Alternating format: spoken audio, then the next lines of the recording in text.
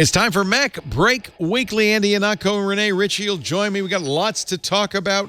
We'll spend some time talking about the iPhone 10, how to get ready for ordering it, some of the features. High Sierra is out, and even the first supplemental fix. We'll talk about the problems and the fixes, and of course, iOS 11.1 and the new emojis. There's lots to talk about next on Mac Break Weekly. Netcasts you love. From people you trust. This is Twit. Bandwidth for Mac Break Weekly is provided by CacheFly at CACHEFLY.com. This is Mac Break Weekly, episode 579, recorded Tuesday, October 10th, 2017. Schadenjunken. Mac Break Weekly is brought to you by Jamf Now, Apple management software for Mac, iPad, and iPhone devices. Visit Jamf, JAMF.com/MacBreak to create your free Jamf Now account and manage your first 3 devices free.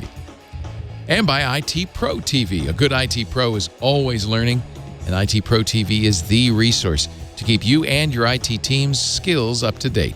Visit itpro.tv/MacBreak and use the code MacBreak30 to get a free 7-day trial and 30% off your monthly membership for the lifetime of your active account. And by FreshBooks, the ridiculously easy-to-use cloud accounting software loved by over 10 million people. Try it free for 30 days at freshbooks.com/MacBreak. It's time for Mac Break Weekly, the show where we get together and talk about Apple obsessively, without end. Rene Ritchie's here, thank goodness, from imore.com. Hey, a little bit of a snow on the roof there, and is your beard getting whiter? What's going on here? No, it's just I've let it grow a little bit, and it's punishing me by being incredibly bright. Look at that. You're going to look like Kenny Rogers in a minute. Gotta know when to hold 'em. Know when to fold 'em. Also, Andy Ihnatko here in this copyright violation episode of Mac Break Weekly from the Chicago Sun-Times. Find him online at cwob.com. Hello, Andrew. You just gave me an idea to hold the show hostage. If you don't PayPal $500 into my account in the next 5 minutes, I'm going to start singing Beatles and Rolling Stones songs that are impossible to clear. Ihnatko Buster. Ihnatko Buster. It's an Ihnatko Buster. So, October 27th is now 17 days away as we record this. That is the day, of course, we will be able to order the iPhone 10. Apple has received FCC approval. Thank goodness. That would have been so embarrassing. Wouldn't it have been embarrassing? Yeah. Actually, I guess they don't apply ahead of time because that would be, we'd know all about it. It did, in fact, say on the iPhone 10 product pages, iPhone 10 has not been authorized as required by the rules of the FCC. This device is not and may not be offered for sale or lease or sold at least until authorization has been obtained. Steve Jobs say that he wanted Apple to announce the iPhone and not the FCC. Yeah. Takes them a while. So pre-orders are on. Although if you listen to the rumors from people who should know, like Ming-Chi Kuo, it sounds like it might be very, very difficult to get an iPhone 10. You'll get one. It's just no accounting for when, Leo. November 3rd might be. It's when you'll get it. Yeah. iPhone 8 is, of course, Apple's answer to that. You can buy a brand new iPhone right now. Get the iPhone 8. Kuo says the iPhone 8 is, in fact, selling better than expected. But he says the true super cycle, that's when, the Apple's results go through the roof. The true super cycle for the iPhone won't actually happen until next year because you won't really get enough production of the iPhone 10 until then. Furthermore, he says in 2018, the phones will see longer sales period than the 2017 iPhone 10 due to the improvements in availability as Apple perfects the production process. In other words, while there may be some iPhone 10s available November 3rd, they're not going to fill that pipeline. He is predicting 210 million to 220 million iPhone sales in 2017, and then next year, a big bump, 245 to 255. What is your strategy going to be, Renee Ritchie, for getting? Because you need Wake up. you need it especially. I need it. The three of us really want to have an iPhone 10 in time, to tell people whether to get it or not as soon as possible. Totally. Yeah. So I mean, my usual modus operandi is to wake up at 3 a.m. local time, which is 12 p.m. your time, and then hit the Apple Store app on the iPhone as hard as I possibly can, and just try to get my order through. Hope the servers stay up. Hope the Apple Pay is working. Hope Apple Pay is much faster than the other payment processing methods, so I make sure I have that done. I go in beforehand, make sure all my account details, my address, everything is proper. I try to buy something small the day before just to make sure that everything works. And I'm paranoid, but they are out to get me, so I don't feel bad about doing that. Well, you and then I probably just get a keep watch doing it. band like I got the Hickenlooper. Oh, the Hickenlooper's nice. Yeah, those are good. This is the Velcro. I'm sorry. Yep. Hook and loop. Hook and loop. 'Cause It was Velcro's a made trademark. by Velcro, but they call it Hook and Loop. Is it? It actually is Velcro. Yeah, I think Gruber was talking about that. It's a partnership with Velcro, the same way the glass is made by Corning, but it's not They branded. don't say that it's Gorilla that way, Glass, even yeah. though it is. Yeah, this is for a sport band, my favorite new sport band. The idea is that it would never look scruffy, no matter how often you pull and Oh, really? pull up and pull down on it. Yeah, We shall see. I'll be the scruffiness is judge to be of that. averted. Yeah.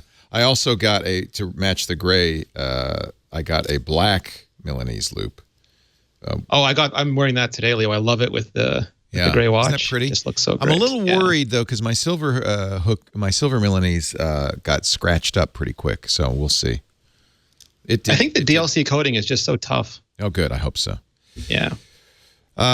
So we shall see. Andy, are you going to try to get an iPhone 10, or are you just going to wait and see if you get a review unit? I'm gonna try to buy an iPhone 10. I'm not day one reviewer. I like to ponder a little bit, but I know that that might be a lot of time for pondering, as in pondering when I'm going to get one. So yeah, I'm gonna be like Renee. I'm gonna be awake at 3 a.m. Central Time, making sure that we can all tweet each other then. Yes. at the same time, you can't like make requests of Apple, but you can say, obviously, I'm going to be quite interested in reviewing the iPhone 10, and I know it's going to be a short supply. And that's when you say that, well, I will probably I hope to do it my first radio show on National Public Radio in Boston as soon as after the release, to sort of, again, if there's like a row of checkboxes, I know that if there's a 10 out of 10, I know that at most I'm going to get 3 out of or 4 out of those checkboxes, but I want all 4 of those checkboxes, whatever metric they're using. I mean, I'll even turn my hat backwards and do one of those like direct to camera unboxing videos that get all the hits, if that's what it requires to make sure I get one iPhone. There's a guy named I'm blanking on his last name, but he's the guy who uses the iPad Pro to do the storyboards for things like Designated Survivor and Star Trek Discovery and Pacific Rim. He does it all on iPad Pro. He's phenomenal. And the other day he tweeted, "What is up, guys? I keep watching YouTube videos and I just don't know the answer to that question." What's up, guys? What's up, guys? Because they keep asking, but is there an answer? Oh, I hate that. So what colors are we're looking at here? You get silver or black. That's it, right? The silver is incredibly silver. It is like original iPhone, so bright you can't believe it's bright silver. It's just shockingly bright silver. The black is very muted. The black stainless steel is actually, I don't know if it's DLC coated the same way as a watch. They call it vapor coating, and DLC is a type of vapor coating. So I'll leave that to the material science experts. But it's got a very similar coating to what's on the Apple Watch, and a much darker palette. So if you want something that really screams bright, shiny, then the white one is for you. If you want something that looks like Batman's phone, then you want the And iPhone 10. speaking of screaming, Apple does 2 things to this phone. I think I would submit almost unnecessarily, to make sure that everyone will know that you have the new iPhone. Of course, the notch is one, and then they've repositioned the camera lenses so that they're now oriented vertically instead of horizontally. So it'll be very clear. My understanding is how it fit. Yeah, so like it because of the way the insides are rejiggered, they couldn't fit it horizontally the way they did on the other one. So it was a better fit for the components this way. Well, but it's also it's a beneficial thing too, because it is important. I think at least half the people who buy iPhones, maybe more, buy them because it's a status symbol. You want to have the latest iPhone, and that's what drives a lot of first day traffic anyway. Super cycles, Leo. It drives super cycles. It drives super cycles. I think that the iPhone 10 especially because it's right now it seems as though you're going to get the same processing power. I'm not expecting the camera to be that much better. It's going to be you're going to get a better case, you're going to get a better form factor, you're going to get 3D Face ID, but there are not a whole lot of people that are complaining about Touch ID right now. So yeah, I mean that there's again nothing to be ashamed of. But the first think piece I see that says that the new iPhone 10 is very much the culmination of everything that the industry has been building towards for like okay, yeah, it's a nice phone, it's a lovely phone, it's a pretty phone. It's okay to spend extra money for nice, lovely, and pretty things, but don't say that until the tests come back. Don't say that it's something that's. What color are you going to go for? I think it's the opposite. Isn't it the opposite though, Leo? It's like it's not the like the iPhone 8 feels like the culmination of what Apple's done till now, and iPhone 10 feels like what they're going to start doing from this point where forward. They're aiming to. Yeah, where they're going next. So it's a Rev A board, and some people just avoid Rev A boards. They want to stick with like they'd much rather have the culmination product and let us test the new one, and then they'll get iPhone 10.2 or whatever that is. I think Andy's absolutely right. It's going to be it's something different. Yeah, I mean, I think that the thing that would be most signifying of hey, this is a new revolution is if they really did say, well, we're going to be putting the new neural net engines only in the iPhone 10. The iPhone 8 is going to have to wait for a while for that to scale down a little bit. But I think the one thing they absolutely did not want to compromise on were let's make sure that all the technology we have in here that requires machine learning can actually do that very, very ably. Everything that's going to require AR has to do that very, very ably, and they would never compromise on camera technology. Not to the extent of I believe that again, speaking with the authority of someone who has not even touched an iPhone 10. I believe that the only things that are going to enhance the camera on the iPhone 10 are going to be things that they can get for free by actually having a real 3D face camera up on the front. So I think that, like I said, I'm not trying to snark on people. It's perfectly. You don't need to explain that. I can afford the extra money for the iPhone 10. I like the iPhone 10. This is a thing I'm going to be taking out of my pocket 10 to 40 times a day. I would like to have, and I like to have lovely things. That's why I'm spending extra money for it. But the only difference on the back is the f2.4 and OIS on the telephoto. OIS on both lenses. And that does make a difference. That's an important thing. Yeah, but even here, so much of the real magic in camera improvements is going into computational photography, as opposed to making the actual hardware better. Yeah, it's interesting that, for instance, Google now in this new they dropped the other shoe. We heard Google's announcement on the Pixel 2 this week, and they announced that they didn't need two lenses. That was that they could do it with a single lens, and they didn't need OIS shots. Last year. They don't need two cameras this year. They don't need two lenses, but they did use left-right pixels in order to get things like depth. I thought that was really interesting. Yeah, they're doing paired pixels on the sensor. Yeah, and I can't wait to get my hands on it to see how well it works. One of the things is that they have on one of the people who's leading up their computational photography team is this really smart cookie from Stanford. They hired away from Stanford, who used to be like one of the guys you would want to talk to about computational photography. One of my picks of the week, like years and years ago, was I forget what it was called, but it actually let you do sort of depth of field effects by shooting through the camera and basically focus stacking, and that was basically a research project he released out of Stanford about, again, must have been 10 years ago, nearly by then. And he retired from teaching. I think he's doing one class. He got pulled back for a semester this year, but they've got some pretty cool stuff on there. And also the things that when they talked about the Google Clip camera, just to talk about computational photography. Here is a camera that you just basically set it up. It will wait for what looks to be a good picture happening in front of the camera, and then it will take that picture. If only 800 people buy this camera, it will have done a certain job by saying, here is where we think photography is going, not necessarily hooking up a bigger sensor or a bigger lens, but putting better smarts inside that camera so that you never you never actually see how bad a picture the image sensor is actually taking. It's going to cook it and it's going to process it so that by the time it hits your screen, it looks beautiful. And I miss all the Bigfoot pictures that way. Just all the crummy Bigfoot pictures that camera never took. So, are you gonna? I just did this. I favorited the iPhone 10 model. I'm gonna get. Yeah. Yes. Silver What color, Leo? 256 silver. Nice. I think. What do you think? Yeah. You sold me on silver. I'm probably going to get the space gray just because it'll match the watch that I'm currently rocking, and I'm just that superficial. I'm just that superficial. I just wish you could like buy iPhones the way that you can buy theater seats, in which there's you could say, do I want to be in the balcony? Do I want to be in the orchestra? Do I want to be like you can just say just best available. I can just say whatever whatever color is available, whatever memory amount is available. I just want to own one. I just need to own one of these. Sell me the pink 16 gigabyte one with a cracked screen that no one else is touching. Nearest neighbor search. I want this, but give me the closest thing to it you have. Yeah.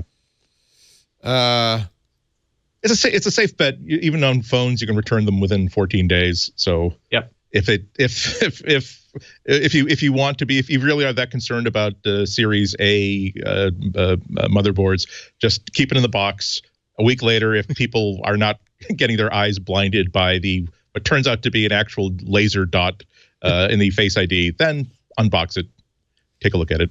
Oh, that's going to be a headline now, Andy. People laser to death by exactly.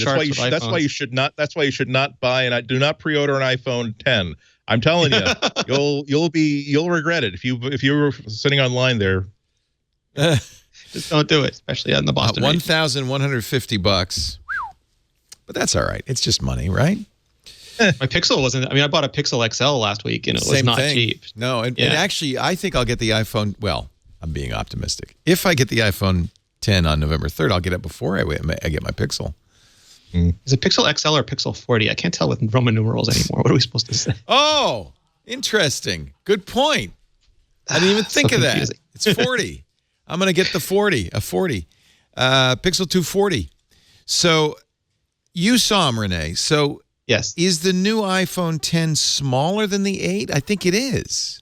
It's a little differently shaped. Like it's a little bit longer than a regular iPhone 8, but not much. I think it's just a tad thinner and a little bit longer, but I didn't have them at the same time. So that's just my faulty recollection at work. Yeah. It's way smaller than a Plus, though. It's a bigger screen because it's a 5.7-inch screen instead of a 5.5. But, of course, the bezels are infinitesimal. So they deleted all the bezel, almost all the bezel. Yeah. Okay, yeah. Now, one of the rumors also, I think from Ming-Chi Kuo, is that the next iPad will have Face ID built in as well, that they're going to extend this technology to the iPad. Will it have the notch? You know, that's super interesting. They went out of their way to make a notch. Like it would have been easier not to make a notch, just to make that part of the bezel run all the way across with other manufacturers Samsung does do. With the Note 8. They just and it takes silicon to support that. It takes the panel to support that. It takes the UI to support that. Yeah, well, you can't just buy a panel from Samsung and cut a chunk out of it. No, you have to have it made that way, right? You got to fill that chunk with pixels. Like you got to have the display drivers and everything, and you got to do the curves. It's non-trivial. I mean, so that they might want that to be their next big identifier. So this is a Note 8, and actually even a bigger screen. It's 6.3-inch screen or something like that. But what they just did is they have a bezel that's big enough to hold the camera and stuff, and that Apple could have done that. Totally. I feel like they did the notch so it would be visually distinctive as much as anything else. A lot of people who have them seem to there's a lot of people already have them, and like we've seen this right after the event, they're allowed to open carry. So a lot of people at Apple are out there testing them and using them, and doing things with them. And from everything I'm hearing, they either love it, like it, or doesn't bother them. I've never heard anybody like actively come out against the watch. Yeah, but they're all Apple employees. I know, but sometimes people in Apple grouse a lot. Like you'll hear them grousing about like the desk arrangements in the new Apple headquarters, for example. Yeah. So they will let their opinions subtly be known if they have them. But a lot of them like the character because it gives them another icon. It doesn't when you put them side by side, no one will mistake it for a Samsung or a LG or a Pixel or something. And that's part of the point, right? Unless they're running that Android app that puts the bar on the screen. Foiled again. If I lived in San Francisco, I would so want to troll people by running that on my Samsung phone and just letting people think, "Oh my God, look at this person who has an iPhone X." I think. Well, my guess is that they tried it. I wouldn't say that it was a deliberate choice. I think that they're famous for testing and trying everything, and I think that what happened was that something that might have seemed disgusting in concept, or Steve would never have done it that way, and an outside Apple sort of point of view. They built it. They said, I mean, it doesn't suck, does it? And then the more they used it, they realized that they don't care about it. And then they said, well, this solves so many problems. We don't have to do this. We don't have to fix that. We don't have to adjust the vertical bezel size here. We can do edge to edge as we wanted to. And if people react that badly to it, here's 18 lines of code we added to the OS that lets you flip a switch inside settings and just turn both of those ears black so that they completely blend in with the rest of the screen. So I have to say that this is it's fun to watch people's reaction to it. This is something that really doesn't matter. Either you like it or you don't like it.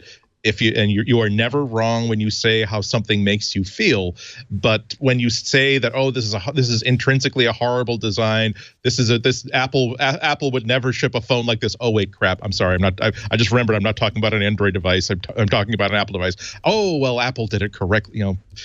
We as a community, we spend so much time, I think, making a big deal out of things that absolutely do not matter, and in the end of the game is clearly just purple flag versus blue flag. You've got the wrong flag, so therefore I've got to dislike this thing. Yeah, I have a feeling we'll probably just all accept it. Yeah, I think I will find it annoying. I don't after I use it for a week, I may not notice it, but my gut reaction in the event, I was too excited. It was brand new, it was shiny, it was flashy, it was HDR. Oh my God, look, it's Wonder Woman, and I didn't really get to pay attention to it. My gut reaction just on seeing pictures is that I will not like it and it will bother me. But I'm going to use it for a week or a couple weeks before rendering an opinion. You get used to things like that. Yeah, it's not like removing a headphone jack where there are practical results. Yeah, that still drives me crazy. There'll be three settings: people who love it, people who don't like it but will get used to it, and then the people who just absolutely hate it. Just like we had weekly conversations, didn't we, about the new super flat keyboards on the MacBook Pros? Yep. That there are. Yeah, I never did get used to that. Yeah, actually caused me to abandon the MacBook, which is I feel bad. I hate to say that because I love the MacBook in every other respect, but yeah. So it's a little bit. I think it's gonna be a little less intense. With I don't think it'll be that bad. Well, Touch Bar is also polarizing. The Touch Bar is another thing I can't get used to. Yeah. We will refer listeners to the previous 11 hours of. Yeah, we don't need to get about there. me being. I have a data point. Using my dad I have a data point though. Once the 8 came out, I talked to my kids, Abby and Henry, and my mom, Mary, and said, would you like a new phone? I have like the 7 Plus I could give you, or I'll get you a new 8. And none of them wanted to upgrade solely because of the headphone jack. All 3 of them said, no, I'm not going to abandon the headphone jack. I need the headphone jack. So I thought that was, that's completely anecdotal, but that was a telling data point. Well, again, it's not. I think one of the difficulties there is that you're not giving me something. It's not like they said, by the way, we deleted the headphone jack, but that's because we've added this new thing called Bluetooth. So now you can have wireless headphones. They said, no, you had Bluetooth and you had wired headphones. We are taking one of those things away from you right now. Right. And we're not, and I think if they could if there was an invoice of like on a new car, it's, oh, by the way, we saved you 18 cents by removing the headphone jack. At least I could have 18 cents in my hand. At least I could, go back to 1971 and buy a Coke with that. All 3 of those people, Abby, Henry, and Mary, have headphones they like to use. Yeah. They didn't want to replace the headphones. As good as I love the AirPods. I just bought a second pair because I lost my first one. Yeah. But there's adapters, but people lose the adapters or they're inconvenient. The adapter's inconvenient. Yeah. I carry my AirPods and an adapter, but. Yeah, I can. The AirPod case should have an adapter in it. You should be able to pull out an adapter right from the AirPod. And it may not be fully logical. You can say, well, you just, if you have a favorite pair of headphones, you just connect the adapter to it and leave it that way. And those are lightning. But then you get on a plane and you take them off and you put the adapter somewhere. I'm going to grant that it may not be fully logical, but it's definitely there. It's out there in the world that people are saying, well, I want my headphone I missed jack. Parts of it. Did Google say why they deleted the headphone jack? Did they have I'm assuming they didn't say courage. They didn't say courage and they didn't say anything. They just deleted it. They saw another company played that card. They saw how well that one played out. Don't so say they courage, whatever you do. Yeah. No, interestingly, Google didn't even mention it. They just deleted it. They knew that people would figure it out. Yeah, I think the thing is, I think it really is like baggage fees for checked bags, where there was a company. There had to be one company that said, you know what, we're going to just simply start charging you $15 per bag, in an environment where everybody, and instead of all the other companies complaining saying, oh, we would never do that, they said, oh, a penguin has jumped off the ice floe into the water. Let's see what happens to that first penguin. Yeah, I mean, they realized it was never a question of, oh, I lost the headphone jack, and that was the most wonderful thing that could have possibly done for me, and I thank goodness. It was, I am not willing to switch to a completely different phone platform just to get the headphone jack back. I don't like it, but I don't really feel as though I have that much of a choice in the matter. So it's when you make more serious changes, like the keyboard. And I'm sort of in your boat where I told you a while ago that I got a ThinkPad, a Lenovo ThinkPad, which has really probably the best across the board keyboard you can find on a laptop these days. And so that's the upstairs computer. The MacBook is the downstairs computer. So I no longer, track this, unplug and go up and down with them. And I have to say, I'm starting to bring the ThinkPad downstairs, because even my 2016 MacBook keyboard is not feeling very good compared to a really good notebook keyboard. And it's like, oh God, everything about this notebook I love, except for the operating system it runs, and except for the software that it runs. And then and I would love a MacBook because I love the operating system and I love the software, but I can't use that keyboard. And I feel like it's a failing on my part. I really do. Like, I should just use it.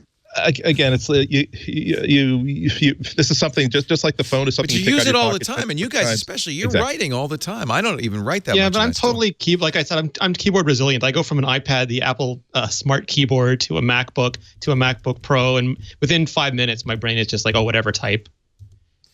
Which is actually bad for a reviewer, because I wish I had stronger opinions on them. Yeah. Well, I mean, I switch between keyboards all the time too. I mean, right here in the office, I've got these two keyboards plus the this is not a joke. Plus, I've got one of my favorite Apple keyboards, the old-fashioned MacBook keyboard, which I use when I need to podcast, and so I need to be able to type silently. And then when I'm typing in anger, for money, I've got the really good code clicky keyboard. So I'm switching over and over and over again. It's just that I will say objectively that, objectively is a strong word. It's the keyboard on the MacBook is the one where doesn't matter how long I've been using it, doesn't matter the use case, I'm always hating that keyboard. But again, that's another conversation. I find it hard to switch to the 15-inch one. The 13-inch one is fine for me, but when I go to the 15-inch one, I make tons of mistakes. I wonder if it's just a scaling thing. And then I'm back on the 13, I'm fine. Let's take a break. Lots more to talk about, including swelling batteries. How serious is it? I don't know. But I'm sure you guys will have an opinion. More about the new Apple products. We could talk a little bit about how the Google products compare. Google going head-to-head with Apple in the home speaker space. So is Sonos, for that matter. I thought you were going to say the headphone jack deletion space. Apple owns the headphone jack deletion space. Do you think Motorola and HTC complained, we did this first and we got zero credit, now Apple and Google are getting all actually, let's be fair. The very first Android phone, the HTC made G1, did not have a headphone jack. And I had a Tilt or something, an early HTC Windows phone that didn't have one either. It had this horrible little breakout cable. Ugh. Been happening for years. And I used to have this really horrible Apple phone. I think it was called an iPhone, where you had to have a special adapter to plug in. It was you talk about a kick in the pants. I mean, you used a regular analog thing, but how about a custom analog? Oh goodness! I plugged the adapter into my Lightning, Lightning adapter, my AirPods. It didn't. You have wired AirPods now, Leo. It didn't help. I thought I could wire my AirPods. Someone actually asked us that. They said, if you plug the Lightning headphones into the AirPods case, do you have wireless headphones? We had to say no, sadly. It does not work that way. No. If you can fit the case into your ear canal, you got it. Tell us how that works. Send us a picture. Our show today brought to you by Jamf. Does Jamf stand for something? JAMF? It probably does in the deep prehistory, but everybody who knows Max knows Jamf. Jamf Now is a really nice. They make Apple management software for IT folks, and they make now a really nice product called Jamf Now. It's an on-demand mobile device management solution for Apple devices. If you work in an environment where you've got a bunch of Apple devices you've got to keep track of, iPads, iPhones, and Macintoshes, Jamf Now is awesome. It's easy. It was easy for us when we first started. We had a handful of iPads, a handful of Macintoshes. We could do it on our own, but as you start to grow, you buy more tech for your employees, it's harder to keep track of everything, iPhones and iPads and Macs. We have a ton of them. Fortunately, we've got Jamf Now. If you lose an iPad, you can secure it remotely with Jamf Now. It makes management tasks like deploying Wi-Fi passwords, securing company data, and enforcing passcodes simple. And by the way, very affordable. It's inexpensive. Jamf Now lets you easily set up devices exactly like you want them, with the accounts, the applications, all, the settings that you need in your workspace. So that makes it really great for your employees. Remotely configure settings too, with like Wi-Fi passwords and email account information. So for instance, if you're in a situation, which is not unusual, where you decide to change the Wi-Fi password because it's been compromised, or maybe that's your policy to change that every month, you don't have to send an email out saying the new password is. You can actually change it on the phones directly with Jamf Now. Email account information, same thing. Protect sensitive information. You can even lock or wipe a device if an employee walks out the door. Don't worry, your data won't. You can centrally deploy apps, view device details, get a 360-degree view of your inventory, and you don't need to be an IT wizard. You just need Jamf Now. So go to jamf.com/MacBreak and start securing your business today. You can create a free account. And what I love is you can manage your first 3 devices for free forever. And adding more devices, $2 a month. That's it. jamf.com/MacBreak. Get your free account going and your first 3 devices free. jamf.com/MacBreak. Andy Ihnatko, Chicago Sun-Times. Renee Ritchie, imore.com. Leo Laporte talking about Apple and all its glory. People keep saying, why aren't you talking more about the swelling iPhones? Because how many are there total? 7? 6. Yeah, I think there's 6 still, which is, I think we talked about this last week. I talked to Jerry Hildenbrand, who's like an actual engineer, like he can get into electronics and do things with them, and he was giving me the average. It's something like 1 out of every so many thousand hours that lithium-ion batteries have a failure rate for. And all lithium-ion batteries fail because they're not a stable technology. We just we use them because they're the best thing we have. It's when that rate of failure becomes excessive, when it's a much higher rate than what you'd expect, and then you have a problem. And that's what happened with the Galaxy Note. But right now, every phone has failures every year. You can search message boards or forums or anything and find them. It's just we're hypersensitive now because we're all used to the huge brouhaha that we had with the Galaxy Note 7 and airplanes announcing them, and massive amounts of media. How many iPhone 8s do you think Apple's sold? It's got to be millions, right? Millions, yeah. There's millions out there. So even if you have a failure rate of 1,000th of 1%. I mean, I don't know. A 7 out of millions is a very low failure rate. I don't think it's cause for concern, and I think it happens every time. Yeah. Totally. And I asked Jerry, and his big takeaway was that, look how nicely it splits open to prevent it from incendiing. Actually, that's a good point. If the Note 7 had done that, you wouldn't have the fires. But it was so tightly sealed in there that you get short circuits. Yeah. That's a good point. That's like having breakaway panels or something. That's a good point. Yeah. Yeah, that's a good point to make. Every time there's a brand new model of something really, really big and really, really popular, you're gonna see reports like this for the first couple of weeks. The question is, do you see reports like that for the next month and a half? Do they tend to escalate? Do they tend to mount? And so if you have just one isolated incident of this happening, then that's law of averages, and so don't worry about the line as a whole. When Apple had its antenna problems, everybody was experiencing that, and it didn't go away after a couple of weeks, and that was clearly a problem with the design. But this is not the times that we've seen. Like remember when the first iPhone 6 Plus came out, and people were concerned that it's made out of wallpaper paste. It bends like nothing. That okay, no, you can find people who wound up bending their phones.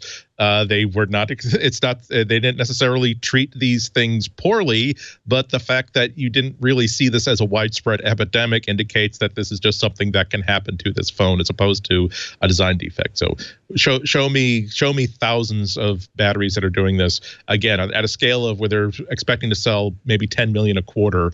You'd have to really have hundreds or thousands of these batteries having a problem before you'd have to say this is a design problem, as opposed to, again, law of averages. Yeah, I don't want to sound and like last year there were apologist, Apple Watch, the first generation Apple Watches were swelling, and the front cover was coming off, and Apple just replaced them. I think there was it happened to mine. I was one of the people that it happened to. Yeah. And they just announced that you bring it in and they change it. And I think it was a couple dozen in the end out of however many million the first Apple Watch shipped. Yeah. My first pair of AirPods had that same problem. Yeah, these things happen. I don't want to be an apologist, and we'll certainly keep an eye on it. And if it continues, then that might be an issue. But at this point, 7 failures is not a significant issue. And somebody's saying, well, if you had 7 failures on an airplane, yeah, but nobody's been hurt. Anybody who had this happen presumably brought it to Apple, and I'm sure not only do they want you to, they'll immediately replace it. They want to study it. So there's no issue. Also, if you have impact, like if you do drop a phone and there's significant impact, keep an eye on it, because again, lithium-ion batteries are not the stablest things in the world. You shouldn't panic. It's contained fury, but just keep an eye on them. And if you have any problem at all, please take them in immediately. Here's some good news, and actually kind of interesting news. FutureMark, which does benchmarking, benchmarked old iPhone devices. Well, actually, they didn't have to, because they collect in the database benchmark results. They have 100,000 results for 7 different iPhone models. So these are people using FutureMark, and they wanted to see, is it true that if iPhones get slower over time? People often say, my iPhone is so sluggish now. The good Apple news... ruined this update. It wants me to buy a new phone. Right. Yeah, they borked my phone just so I'd get a new one. Look how flat that curve is. There is this virtually zero change, and it's not always, by the way, slower. Sometimes it's faster. The GPU, there's it just doesn't look like this is an issue at all. There's a couple important things to note about this, though. One is that iPhone slow, a lot of these reports come out every September because Google Trends spikes for that search result. And the thing to remember is that every iPhone is updated all at the same time everywhere on every carrier for every model that's supported. And that means that everybody who does think they have the problem will be Googling for it all at once, where other phones are updated throughout the year at different paces in different areas on different carriers for different models. So people who are searching for Galaxy S something slow, it's not everyone in humanity all at the same time doing it. Those search results are normalized across the entire year. And the other thing is they are only testing for processor performance. And that's to show that Apple did not put code in there to deliberately make your processor slower or deliberately make your CPU slower. It doesn't say whether this version of iOS wasn't as well optimized or dropped frames or developers didn't support older versions of apps as well, and they're slower to launch or slower to have UI those interactions. Things happen, for sure. All of those things can be true. And Apple has a performance team. There's a team called the performance team that they have. Their job is to make sure these devices run really fast. They have older models. A lot of people in Apple and all the organizations use older models as part of that testing, and also all their families, their parents, their siblings, their kids, their friends use older iPhones. So they would be really angry if anything was done to artificially make those iPhones slow. It's just that they're releasing so many versions, and it's not until you get it in the hands of millions of people that you really see what you need to optimize in the code, which is why .1 and .2 are usually much better performing than .0 ever is. It's also something Apple doesn't need to do. People want new iPhones. They will buy them. You don't have to artificially they want you to create keep a market. buying iPhones, so they want you to feel there's value and longer-term value in the iPhone. Good point. Also, secondhand iPhone use is kind of their response to how come you're not selling an $80 phone like the Android ecosystem does. And you get back to something that we've been saying, everyone's been saying for like 10, 15, 20 years, that the computer that you buy, unlike a car, will always run always do the thing you bought it for with the apps that you started using it with exactly as well on day 10,000 as it did on day 1. So if you have your iPhone 5 or your iPhone 5 and you've been using essentially the same class and suite of apps. It'll certainly run great. Like Renee says, I would require incredibly good proof that Apple was intentionally trying to sandbag older phones. I do think you run into performance problems when you start running apps that were not around when the developers when you start running apps that are really designed for modern hardware, where the developer really isn't running it on an iPhone 5 to see what it looks like on an iPhone 5, then sure, it's going to seem sluggish. Particularly if you've got the third hand-me-down and you see that mom or dad who's got the iPhone 8 and the iPhone 10, that, my God, this Instagram filter runs so much faster on this other phone. So yeah, it's Apple has way too much requires way too much of the older phones to intentionally sandbag performance like that. And I install as new, just as a tip. If you do think your iPhone is slow or you're having a lot of problems, it is a complete pain in the apps to do. But I typically install new on at least one phone every time, because I feel like that's the clean start. No bit rot, no incompatibilities, no problems with old backups. Just a fresh start, and that hardware will usually last a while. not a bad idea. And if it's getting slow, wipe the phone and start over. Especially with so much just synced now, so much data is in the cloud and so much is synced. It's not nearly as onerous as it used to be to reinstall. Not only that, but it's you know how it is. There'll be like a 99-cent app, or it's a free app with in-app purchases, and after about 8 or 9 months, you don't realize that I have 231 apps on my phone. How did that happen? And it really is a lot faster just to simply say, what if I just simply I will simply Zorch this phone, start from scratch again, and I will not visit the App Store and look for apps to install. I will simply, and this is something that I do with every new device, including every new laptop that I have. It's at the point which I need BBEdit, that's when I download BBEdit. At the point at which I need Microsoft Word, that's when I download Microsoft Word. And after 2 or 3 weeks, I've realized that it's been a week since I've downloaded anything, and oh my God, I've gone from 230 something apps down to like 41. It's funny you should say that, because I've just this last couple of weeks on the radio show have added a new security recommendation, which is exactly that. Don't install anything. Install when you need it and not before then, because every app you install, it's more true on computers than it is on phones, but it's true for everywhere. Every app you install has the potential for adding flaws, reliability issues, and even security issues. And so if we all, reinstall all our apps, and that's a mistake. I recently went through a prune.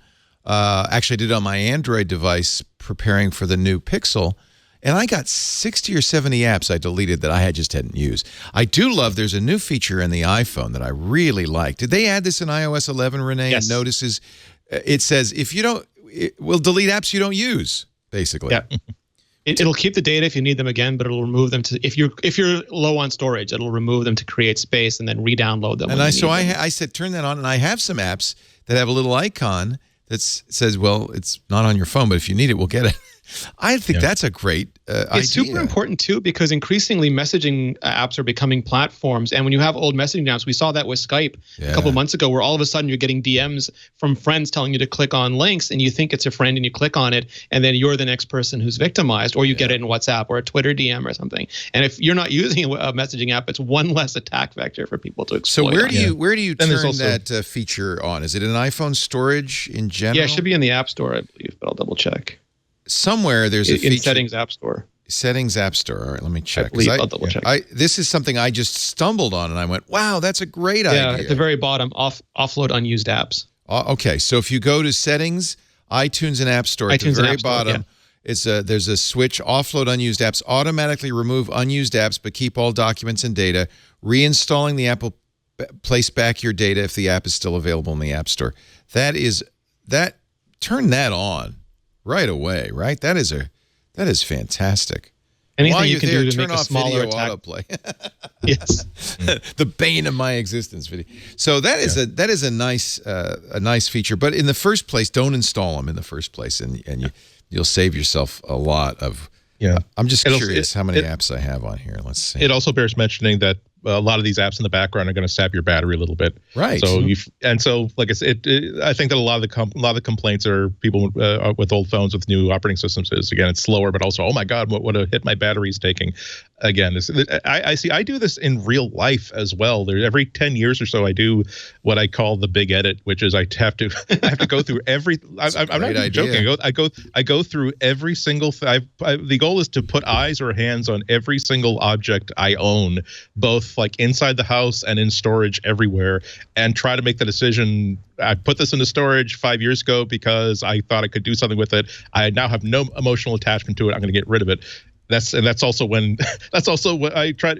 I'm doing this like just before Halloween, so it looks like everybody who comes to my house is going to get some sort of like off-brand MP3 player from 2006, 2007. Like, oh, thank you, Yewo Show player. Oh, good, 30 songs in my pocket. Thank you very much, Mr. Anatko. There's a Swedish term. I read this. I must have read it on Reddit. Where else would you read it? But there's a Swedish term for what you do in your life as you get older and you start getting rid of things so your children aren't stuck with all your crap when you die. And it's a great sure it's term. Not German, like Schadenjunke or something. Yeah, it's like Schadenjunke. It is. The kid includes 8 matches and an alibi. Georgia gave me a great tip a little while ago because, like she said, never go through a drawer and just take stuff out you don't think you want. You take everything out of the drawer, then only put back what you absolutely want to keep, and it results in you getting rid of way more things than the other way around. I like that. Yeah. Georgia has probably a lot of tricks like that. She's very awesome good life hacker. Yeah. That is a good look. So do that with your phone. Delete stuff. Yep. Or better yet, the equivalent of taking everything out and only putting back the stuff you need is wipe your phone when you get a new phone. Yep. Wipe it and start from scratch and only install stuff as you need it. Nuke it from orbit. It's the only way to be sure. Nuke it from orbit. Good news, I guess, if you're an Apple fan, the average American, if you're a shareholder, if you're an Apple shareholder, owns more than 2 Apple products. This is the CNBC. Whoops, I pushed a button and I went to the wrong page. This is the CNBC All America Economic Survey.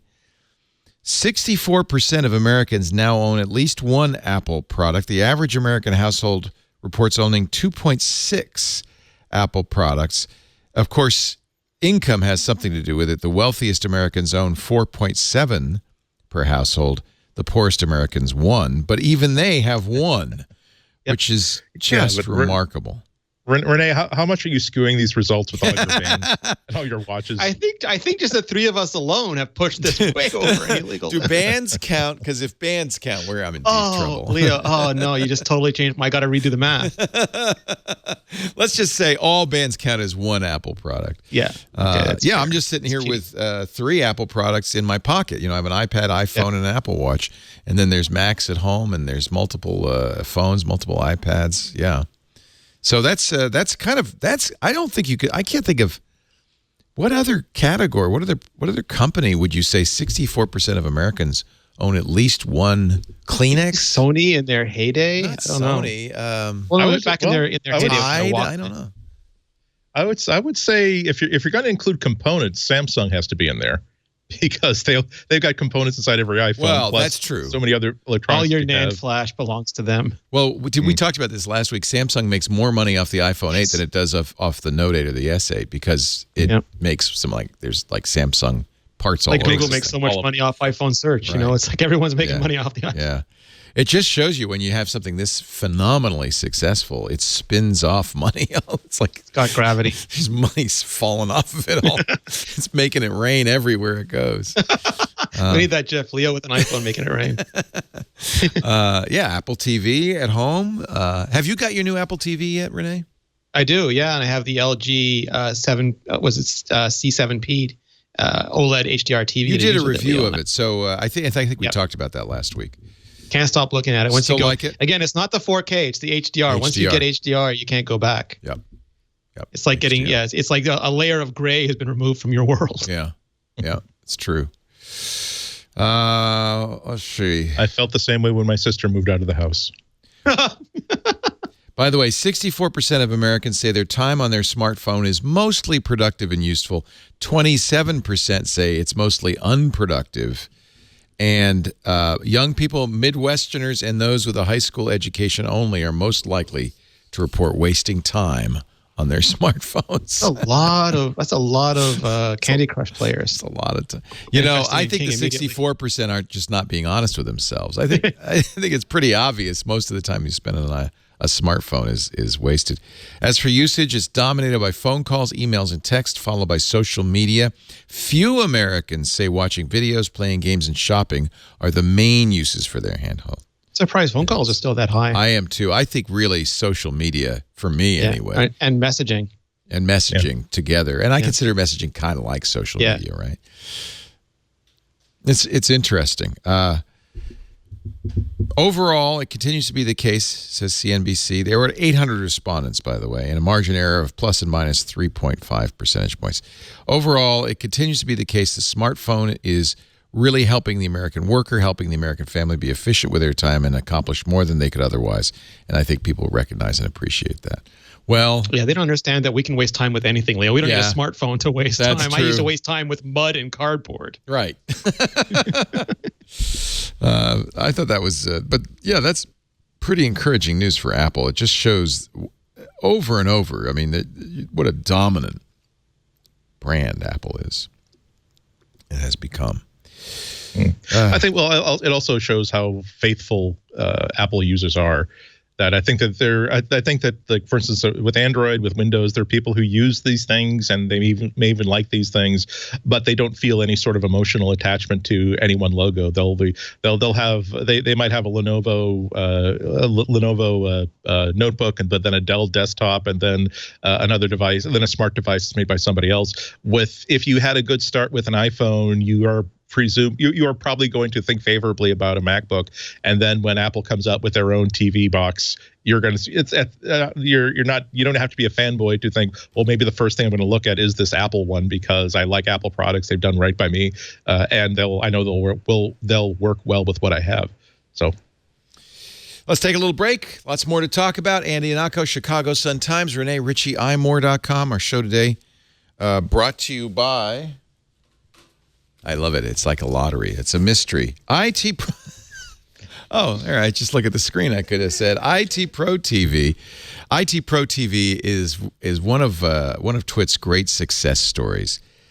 Tim Broom and Dom Pezzett came to us. I had done an NAB panel on Twit and what we were doing. They were fans of the screensavers. They were also, though, IT trainers, and they'd been doing it for a long time. After the panel at NAB, they came up and said, would you mind if we made an IT training business that's similar to Twit, but it focuses on IT and IT skills? I said, by all means, go right ahead.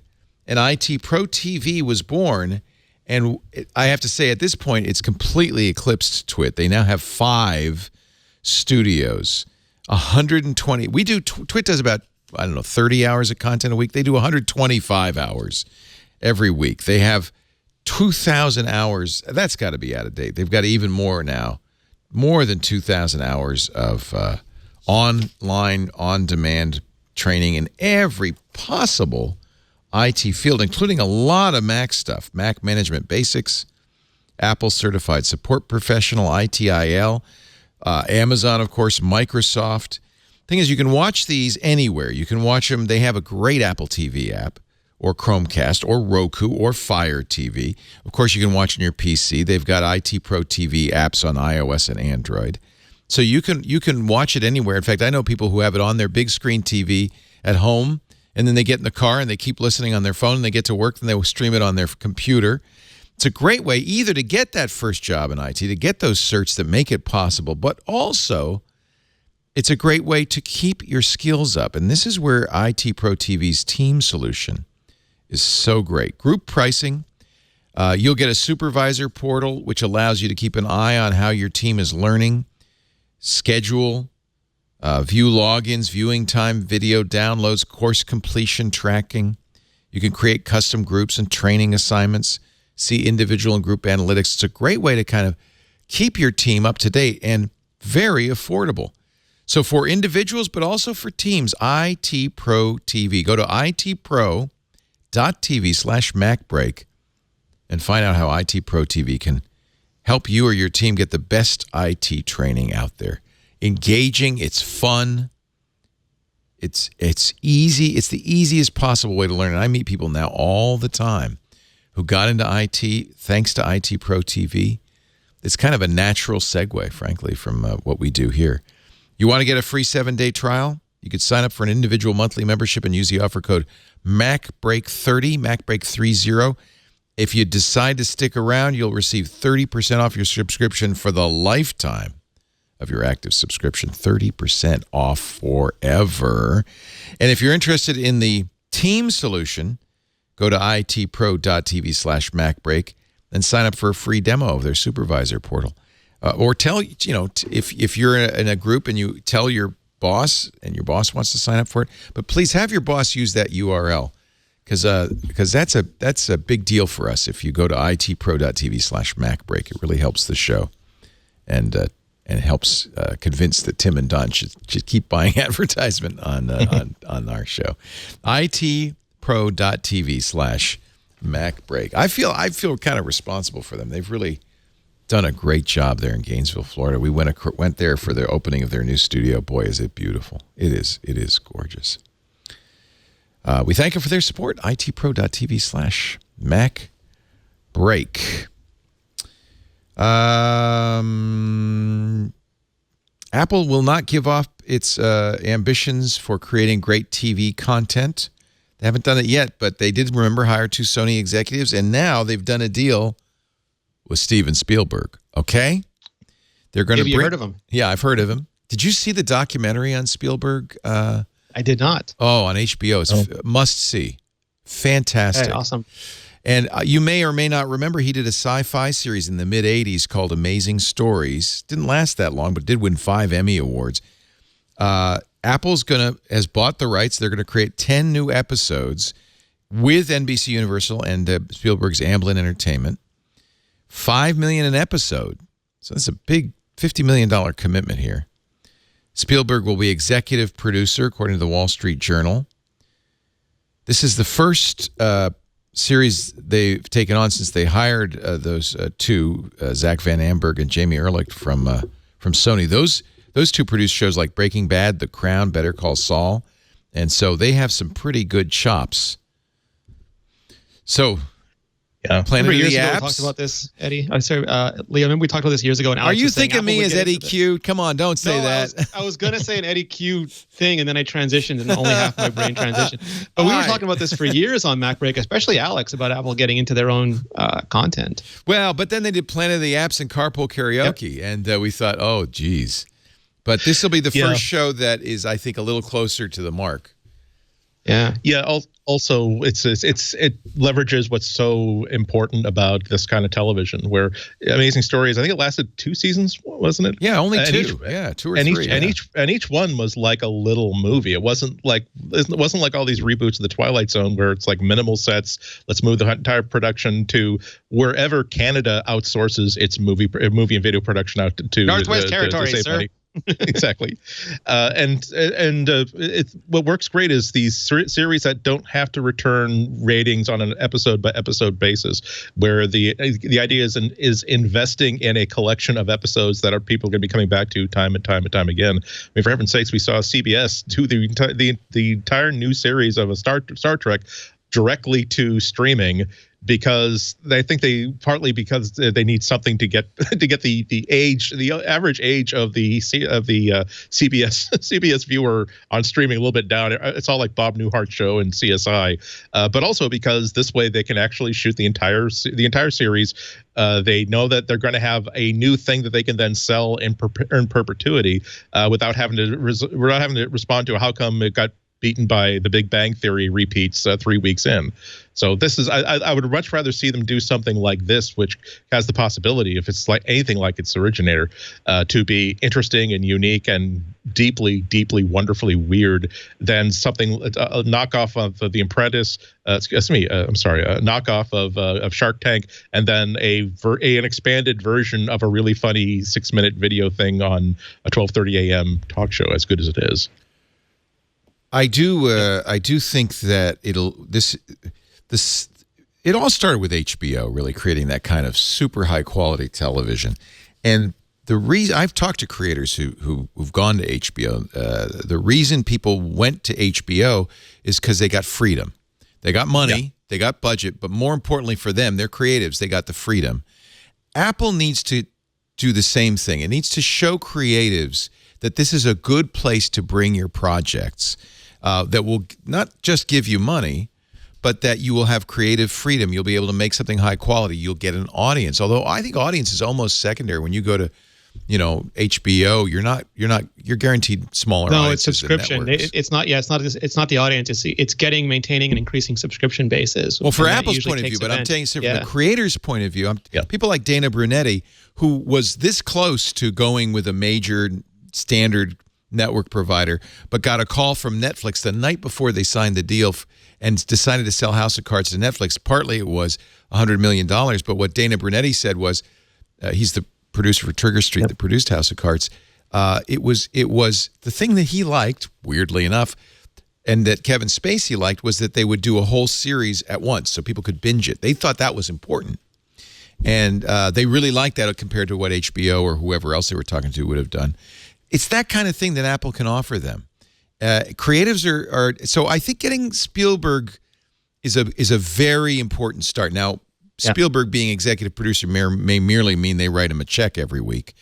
But if they could get him to direct an episode, for instance, if you could really see that somebody like of Spielberg's caliber was just saying, attaching his name, it helps.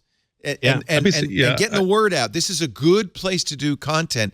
That's what's going to happen before Apple can create these prestige products. They're going to have to show some shows. I think that was the criticism previously. It's like Apple's talking about it, but we don't know what an Apple TV show means. And this is their chance to show creatives in the industry what an Apple TV show means. Yeah. Well, like you said, they have to offer these creators something other than an audience. And right now, Hulu can give them an audience, Netflix can give them an audience, Apple cannot give them an audience. But to give you the worst examples, this is why people are screaming away from network television. There's a blog that I read written by Ken Levine. Might be Levine, I'm sorry if I'm mispronouncing the name, but he's been writing and directing TV for the past 20 or 30 years, and he does Q&A every single Friday, and it just seems so horrible what's been happening in network television over the past 10 or 15 years, where he says that someone asked him a question about, hey, there's a guy who, in this episode of Frasier, who said this one line, who was he? He's, oh, well, that's a friend of the cast or whatever, and then he goes on to say that that was back in the time where if you had an actor who only had to say one line, you could just cast whoever you thought was going to do a good job. But these days, even if it's just one line, the network needs to see 5 choices and needs to approve the choice. And when you, in that sort of environment, when you give them an option of, we will give you your budget, all we ask you to do is to deliver these episodes on time, and we don't even know how to drive from Silicon Valley to where your studio is. So just deliver it on time. That's got to be a huge attraction. I wouldn't be surprised if Spielberg did direct the first episode. I think there's actually I remember when Boardwalk Empire got started, produced by Martin Scorsese. One of the reasons why he directed the first episode, and one of the reasons why, is that if you direct the first episode, you have a piece of the entire series. Even if you're not Martin Scorsese, even if you're not Steven Spielberg. But it would also just be, who's not going to tune in just to see anything directed by Steven Spielberg? Yeah, his triumphant return to television after Columbo. Yeah. Yeah, the original director also often creates the language that other directors follow when doing the show. The Bible so is written. Huge. Yeah. So good news. I think that's very encouraging news for Apple's efforts. It's not clear, but I hope they don't do this. But I guess that they'll make it an Apple Music exclusive, right? And you have to have Apple Music. At least first, and then you'll be able to buy it on iTunes or something. Oh, maybe. It would be nice because I really don't want Apple Music. I guess I would subscribe to it if it was the only way. That's what they want. They want to have enough good content that you subscribe and keep renewing that subscription. They'll need a better name eventually, though, than Apple. Well, but it's interesting because really there's not much differentiator between Spotify, Google Music, Amazon Music, Apple Music, Tidal, Deezer, all of these, and you got to find a differentiator, whether it's exclusives or, in this case, exclusive video. Netflix raised their prices right before Stranger Things season 2. I mean, that's what you want. Yeah, that's what you want, that sort of attractor. Although this is a good time for Apple because both Netflix and especially Amazon are struggling a little bit with their original stuff. It's not as they don't have the breakout things that they had last year and the year before. Amazon, and there's Netflix been articles has no about it. additional businesses. Like at Right. least Amazon has so many other products that they That's can, right, like they can Microsoft, just subsidize fuel it. businesses they want to be in. Yeah. Where Netflix doesn't have that, and Apple, of course, has more money than the earth. So Speaking of they can Amazon, spend here this for as comes long the as they battle of the intelligent assistant enabled home speakers. It's a new category.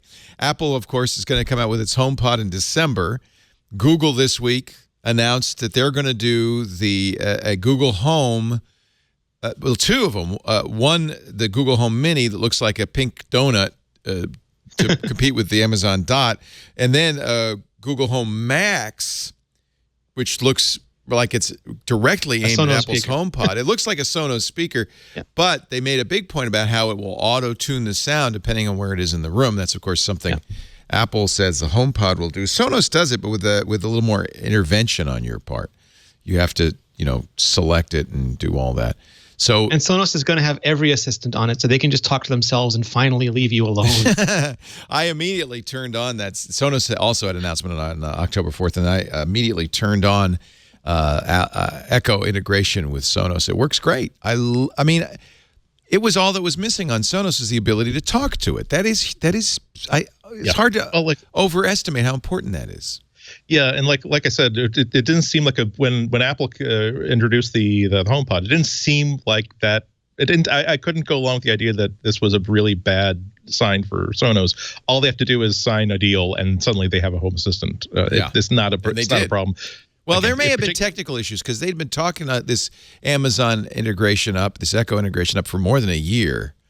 So there may have been They've some been talking about technical issues. AirPlay for 3 years, and they finally did that. Well, they haven't done it they're yet. They said next year AirPlay support, and they're going to support Siri, I think, but Google Assistant for sure. Siri by proxy. Yeah. Just sort of like Seppuku by proxy, but we won't get into that. Well, and technically it's interesting. I don't know exactly. I can't actually. We should do some digging to figure this out because all you do is you connect an Echo Dot to a Sonos speaker through the line in, and somehow it magically lights up the whole network. And so now I can talk to any of my Echoes and command any of my Sonoses. All I have to do is have one Sonos connected to one Dot. I don't understand how that works at all. It's a meshing of the mesh, Leo. It's a meshing of the mesh. Yeah. Yeah, all of that just to say, play me some Doobie Brothers. They're going to outnumber us. There's 3 people in the house, but 19 assistants. Yeah. Well, one of the things that happens, you put the Echo app, you have the Echo app on your iPhone. You say go find devices, and all of a sudden, magically, it finds all the Sonoses, which it never saw before. Ooh. So they're all on the same Wi-Fi, and so it says, "Oh, I see all these Sonoses." And now I ended up renaming my Sonoses so that the commands would be, play the Doobie Brothers on the kitchen Sonos because it was getting a little confusing. Because I have Echoes everywhere too, and so I will be buying a HomePod, and I already put down an order for the Home Max, the Google Home Max. Yeah. So I think we're what the pressure is going to be is, I think, on consumers is pick an ecosystem. Increasingly, and Nilay Patel wrote about this with the with Bluetooth headphones and the headphone jack. He says, well, it's really all about getting you in an ecosystem because if you really want your iPhone to work great, you're going to get AirPods. If you really want your new Pixel to work great, you're going to get the, what do they call them, the Pixel Buds? Buds, yeah. It's like lenses for cameras all over again. It is, isn't it? You choose an ecosystem. Yes and no. The thing is, people aren't going to buy a HomePod plus a Google Home Super Biggie plus a third speaker to try head to head. They're going to pick one. They're gonna probably buy whatever will fit in with whatever they've got right now. It's gonna sound perfectly fine, and then they're gonna simply go with it. And they're not gonna be disappointed. They're not gonna feel rooked at all because I think this is. Well, but Andy, what they're gonna pick is they're gonna say, "Well, what's my phone? Oh, it's an iPhone. I'm gonna pick the HomePod. What's my phone? Oh, it's a Google Pixel. I'm gonna pick the Google Max." And then when you want to change phones, you have to change everything. Everything. Well, but that's about lock-in, right? Yeah, but you have the choice of picking something else. I mean, that is and we're just showing the article that says you can now, if you have an Android app, use AirPods with Google Assistant, but you know what? That's going to be kludgy, and it's not going to always work. I mean, that's again, I'm famous for saying that I'm an Android user, but my favorite earphones are actually AirPods. They work great as Bluetooth headphones. Wait, how'd you get that logo on there? That's kind of cool. That's a Rebel Alliance. He's a Rebel Alliance guy. You have to have your adopted uncles burned to death by the hateful empire, and then go. No, that's on also the symbol on the Sikh church right outside my house. By the way, I think that's where Lucas probably got it from. Oh, really? That's a Sikh symbol. Oh, that's. I don't know, but the Sikh church right across from the Sikh temple right across from my house has almost exactly the same logo. I realized that I have so many friends who have AirPods. If I did not differentiate mine, I wasn't concerned about swapping earwax so much as I was concerned with doing that pat down before you get up from like a lunch with somebody. Say, oh my God, I almost left my earpods behind, and then putting them in my pocket, and then like when I get home, realize, oh, I've got 3 pairs of AirPods in my pocket. I took other people's AirPods. You're not cool. They are just very generic, aren't they? That's Jordan has the pack of gum stickers on hers. Can you buy a sticker? What is that? Is it a custom paint job? No, that's a Rebel Alliance sticker that I'm sure is completely licensed. No, it's a Sikh temple. It's a Sikh temple sticker. Yeah. That's what it is. Oh, no, Andy has wandered off. I'm sorry, were we boring you, Andy? What happened? He's disappeared. He got up and disappeared. No, the Lucas lawyers arrived. I think Darth Vader showed up at the door. Here he comes. It's a new trailer. Sorry, I just I needed to give you a complete answer, and so there are people on eBay with like really good like laser cutters. And so you can buy like really good. So you can buy like really good Rebel Alliance stickers. He's got like a Rebel Alliance bicycle helmet. Nice. There you go. Yeah. And one on my bike too, so that if someone steals my bike, I can say, "I'm sorry, I don't believe you are Gold Leader. I am Gold Leader." It's just like shooting womp rats, I tell you. Oh, exactly. Nice. They're like a buck. Literally, they're like $1.25. You can even get them as big as like your Christmas decorations on the door. I don't want any spoilers. I have intentionally not watched the trailer. In fact, I was watching the Monday Night Football game, and I looked away when they showed the Last Jedi trailer, but I'm sure Renee Ritchie watched it and has already analyzed it. There's Star Wars-y things in it. There's Star Wars-y things in it, Leo. I'm not big on I don't Zapruder the trailers to look for things. Good. It made me feel like Star Wars, and I was happy. I saw a animated GIF by GIF analysis of that trailer. Nerds are wondrous people. I just want that feeling. But I will admit, I immediately went online, fast forwarded in my local theater's ticket sales to December 14th and bought 6 seats for the first showing. I couldn't do it. I spent an hour trying to get tickets and I couldn't do it. It was like it just would not use my combination of I don't want to, but it was. You got to move to Petaluma. I do. The funny thing, though, is I don't want to pay that close attention to Star Wars movies because it inevitably ruins it for me. There was this great comic panel right after Rogue One came out where Princess Leia is on the blockade runner and she's like, I am an ambassador. This is a consular ship. And Vader's like, no, you just stole the plans. I saw you see me. I was right there. I followed you here. You saw me following you. And it changes the context of the movie. So as long as it makes me feel Star Warsy, I'm happy. You've spoiled it for me now. It is like that. Like there are sites that they understand the idea of spoilers. We're not going to tell you that they won't tell you how Empire Strikes Back ends even 30 years later, but they will say like here's how they got like a teenage Harrison Ford to appear in the new like. Okay, now I know that Harrison Ford as a teenager appears as a character in this. Thank you very much. That would have been a lovely surprise. I don't want to hear anything because I want to see this. This is going to be a really good challenge for the next 3 months. Contradictions in canon because that's just a level of detail that's beyond me. I just want to enjoy a good movie. Yeah. No, that's exactly right. I will not to turn this into a movie podcast, but okay, we are in like the after iPhone announcement lull, so we have time. But that's one thing that kind of gets me. I don't like in comics, in movies, everything like that. I like it when they expand what's going on. I don't like it when we find out that oh, but did you know that there was actually an OSS agent who was also looking for the Ark of the Covenant, and the reason why that Indy happened upon this person who could sneak him in was that he was actually this agent in disguise. It's like, no, you're changing the movie without changing a frame of the original Raiders of the Lost Ark. You are changing the movie. Now you're changing this guy who is making it up as he goes along, and as seems to be guided by the hand of God to no, there was some tough as nails Wonder Woman character and some angry Scotsman with a grudge who's actually making sure that Marion got off the transport truck before the thing blew up. It's like, no. That's why I won't watch the new Aliens movies. I banned them from my canon. They're like Star Wars prequels to me. I'm sorry I brought this up. Sorry, Leo. Although I am thrilled that this is the first time that I could get reserved seats, so I will not be waiting in line. I just will be showing up for the 6 p.m. showing December 14th with 5 of my close personal friends. We'll be auctioning off those tickets a little later on. So great. iOS 11.1 is coming with new emoji. So great. Hedgehog, or is that a porcupine? It's a hedgehog. It looks like a hedgehog to me. Hedgehog. I say it's hedgehog. A scary grasshopper. Very high res. Mittens, scarves, trench coats. Those are the Canadian emoji. There's even a this should be a curling stone. There is a curling stone, which is really wild. Look at that. There it is. Hurry! Wow, that is curling played in any other country besides Canada?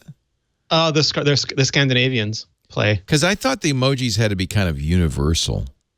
Well, I'm sure it's big in Japan. I mean, that's where emojis originated. So yeah, curling is huge in Japan. As are wizards, elves, or is that a fairy, vampires, and mermaids. But it's so funny because a lot of people just roll their eyes at this. But the minute this was announced, there was a bunch. Like I have friends who are civilians who are not in the industry, and they're like, "Oh, I got to get those emoji." They're going to upgrade for no other feature in iOS 11 other than getting this. Is the one I'm going to upgrade for. It looks like hook 'em horns, but it isn't. This is "I love you" in ASL, and I think that's awesome. You can tell it's not the iPhone 10 display because the thumb is out. Otherwise, it would just be the horns. Okay, I get it. I get what you're saying. The thumb makes it "I love you." All right. Yes. I'm willing to wager that will be the most used emoji ever of all time. More so than the hearts. Mind blown is pretty good. The expletive angry face. Yeah, that's a good one. Here's the angry face. And there's I guess the Monopoly man, there's a monocle happy face. The 1%. Yeah, that's the 1%er. Broccoli, this is not going to be the most used. That's terrible. Well, see, with a lot of these, the part of the fun is trying to figure out a year from their release, what sexual act or body part is going to be used. That is it going to represent? Well, see, that's the point. That's why I think it will not be widely used. It's just broccoli. Hey man, I want a broccoli. This is my new signature. That's it. It's broccoli. It's not. And finally, they have an emoji that looks like me. Look. Oh, you got him. Yeah, iOS. The beta came out yesterday for the developers, and I think the public beta comes out tomorrow. Yeah, because I have 11.1, but I'm on the public beta, so I don't have it yet. Yeah, and it's beta 2. Beta 2 also brings back the 3D touch swipe to multitask, which a lot of people want. That has been driving me crazy because I didn't know it was taken out. I keep pressing really hard on the left side, saying, "Come on, I know you're there, and it won't work." Yeah, it was taken out. Then it was brought back for iOS 11.1 beta 2. So once you get that, you'll be back in work. Craig Federighi said there was or Eddie Q said there was a technical reason why they took it out. I don't understand. Yeah, there was. I think they were trying to unify how the gestures would work between multiple devices, especially with iPhone 10 coming out. But then there was a bit of a pushback on it. I think. Do you think that's why it's not technical? They're bringing it back because people yelled. I think it was fun. There's always these, the discussions we have externally are the same discussions they have internally. And previously, the people who thought having a unified gesture vocabulary would be better won out on that one. And then they're like, oh, all these people want it and leaving. There's no reason not to give it to them. And I believe some people at the event even had it on there because they were running iPhone 11.1 already. So we got a sort of a hint that it was coming back because they were using it. And now everybody has it back. Huh. Yeah, I use it. You know why I use it? LastPass.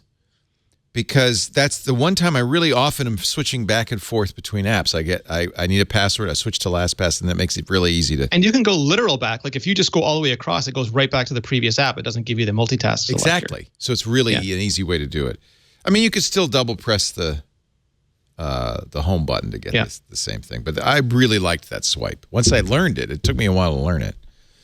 Let's talk about High Sierra. So I keep checking on my Mac. I have it on as a beta on one, but on the other Mac, it's not pushing it. It's just offering it in the App Store. When do they start saying there's an update for Mac OS? It should give you a notification telling you that it's in the App Store. They often stage it out so not everybody's downloading it at once. So it might be a week or 2 weeks after release. But it's been you a while, have so to. It's more than. It's not like a regular update where it says, "Oh, you have updates. Press the button and it updates it." You actually have to kind of. There's more explicit. You have to want it. You have to want it. Yeah. Okay. I want it. Because like computers are still treated differently, and it's not like we're going to force everybody to update. They want you to go decide. In fact, there's some good reasons because of APFS. It's not compatible with a Fusion drive. Although that's coming. There have been some issues with APFS breaking Time Machine. There's some stuff with the new file system that causes problems, so I can understand. Now, and they do have a bug fix. Did that come out? 2 big bugs. Yeah, so it's a special update. I forget what the actual term was. Supplemental update. Supplemental update. That's it, and it fixed 2 things. One was APFS was the disk utility GUI, not the command line version, but if you're using the GUI, it was storing the password in the password hint field incorrectly and then displaying it to you. Not. I mean, the chances of someone running across, like someone who has access, they'd have to have access to your machine. So that doesn't bother me. But they'd have to have access to your computer, but not access to a drive that you created a secondary secure container on without giving them back. So it's not. But I mean, that stuff just should never happen. And then it also fixed the issue with forcing keychain passwords by requiring a login for keychain. So that will be the 10.13 supplemental update. You probably do want to get that if you've upgraded to High Sierra. I think this might now be, once this comes out, it might be time to get High Sierra if you've been putting it off, or no? What do you think? I mean, most people will not see a change. It's incredible. Like it looks almost exactly like Sierra looked. If you're not running SD drives, like if you have a hard drive or a Fusion drive, you won't even be asked for APFS. So that'll be largely it's irrelevant to you. But you do want it if you have an SSD, don't you? I mean, that's. Yeah, it absolutely is better with SSDs, and also and just because the system is hardened more, like it has protection for firmware and things like that. Just better security features. And there's an EFI issue. Somebody studied Macs, and by the way, it's all PCs that use EFI are vulnerable.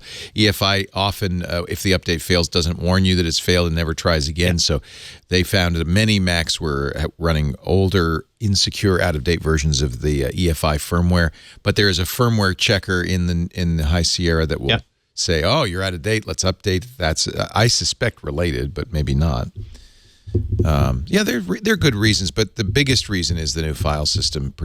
Now, did they enable snapshots? Somebody called me this week on the radio show saying my Time Machine broke with APFS, or I had to redo it. And I wanted to say, well, most of these copy on write file systems have a snapshot capability. I know APFS theoretically does, which would make Time Machine kind of easier. It would work better. But are they? You could use the mobile Time Machine, which was never functioned properly under core storage. So are they? But they didn't enable that right away. I believe, and I could be wrong, but I believe that snapshots are in there. It seems like APFS is not well enough documented for developers that people like Carbon Copy Cloner and SuperDuper would love to use that snapshot. Can get in there and figure out APFS to the degree that they need to, and that's something Apple has to fix. Well, that will come in time. Something that's not well understood is that Apple is actually documenting this stuff for themselves at the same time that they're writing all this stuff. So outside developers, they are often at the day of release, they have no idea how any of this works or any idea of how to test it. So that's one of the reasons why third-party utilities take a long time to catch up. And if it seems like a backup utility in particular is kind of dragging its heels, it's not. It's just it's working its contacts. It's using backdoor access to people they know at Apple. Tearing its hair out, not dragging its heels. Right. I mean, there are times when people will just you'll find that a developer is suddenly not available for lunch or whatever for like a month before the new operating system comes out, and suddenly their Instagram is like all pictures of San Francisco and all pictures of Cupertino, even though they're from Ames, Iowa. It's like that's because they are basically living in a hotel suite near the Apple campus and just running inside and out, saying, "Hi, yeah, you see this big purple smoking hole in the screen? That's what happened after I implemented this piece of API that you told me was going to work well." So yeah, here's a blog named MacLovin. So I'm not sure if I should trust it or not. MacLovin.org that says that you can do a snapshot from the command line, sudo tmutil snapshot. And if you do that, you can use the Mac OS recovery utilities. You'll see that snapshot as restore from a Time Machine backup, and then it will actually show you the snapshots. So this is something worth looking into. It even calls them snapshots. They call them Time Machine local snapshots. But what a snapshot is it's essentially how would you describe it? Is it like a restore point? Is it the full image? Sort of. Like, I think the problem with traditional, like when Time Machine was previously implemented, was that there could be conflicts. There could be things that happened right before or right after that weren't properly recorded. And this is an absolute, bit perfect state of what your machine was in at the time of that snapshot. And this is one of the features of ZFS and other COW file systems like APFS.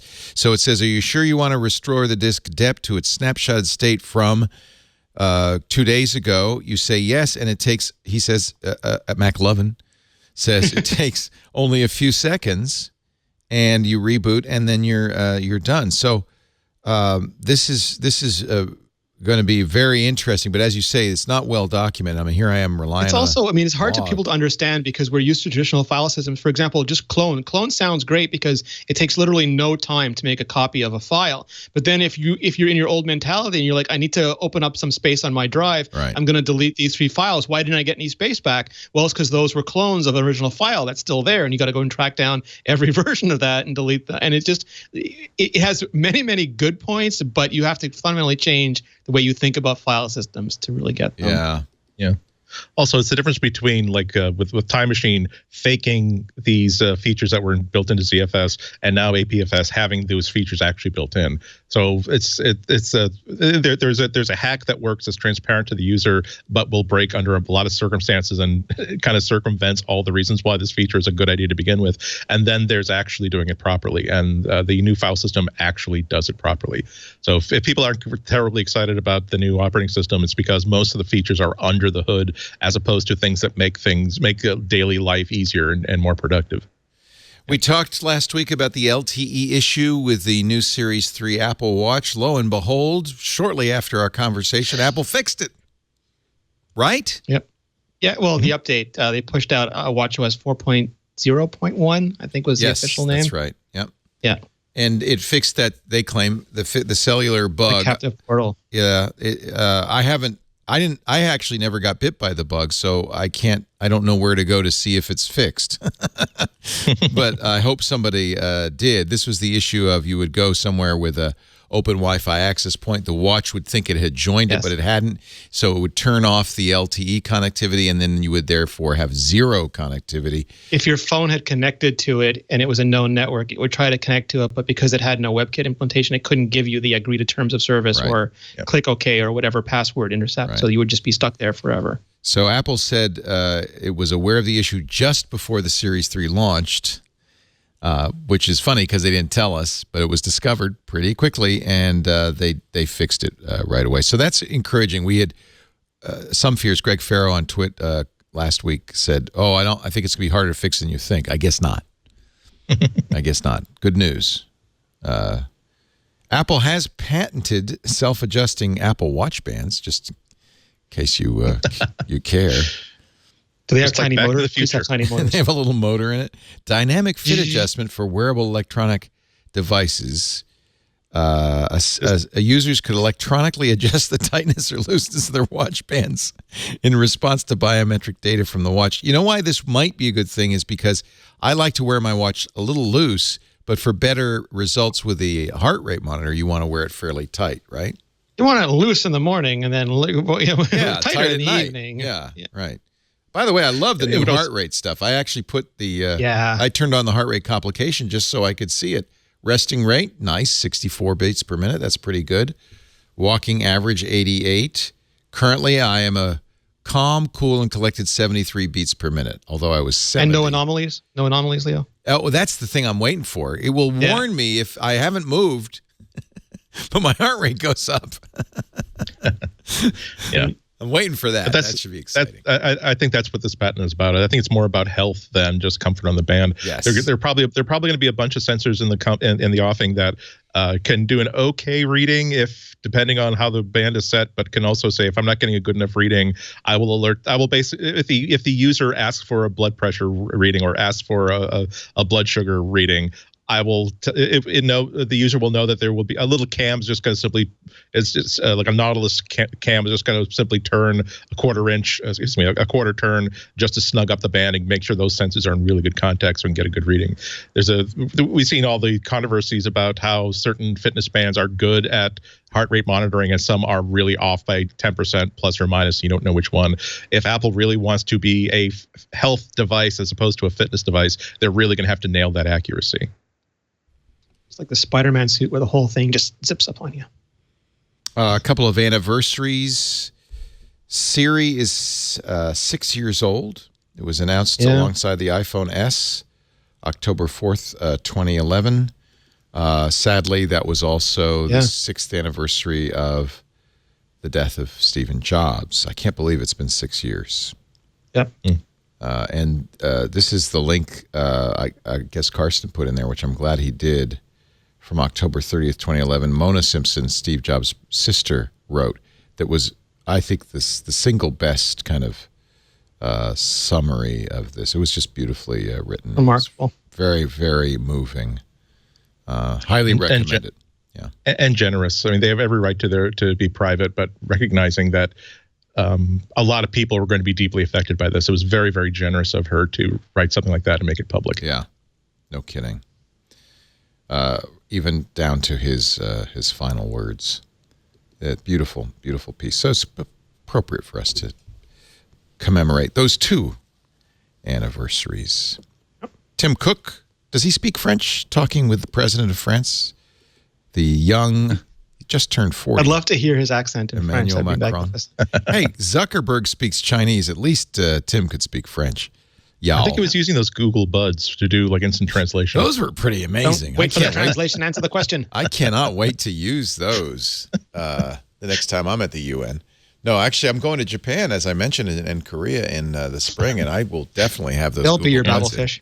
Yeah, because I can get along in Romance languages well enough because they sound like a little bit like English, even German. But boy, Japanese baffles me. So that will be cafe. I don't know what you're saying. I'm sure it's good. Coffee. Yeah. Really? That's how you say coffee in Japanese?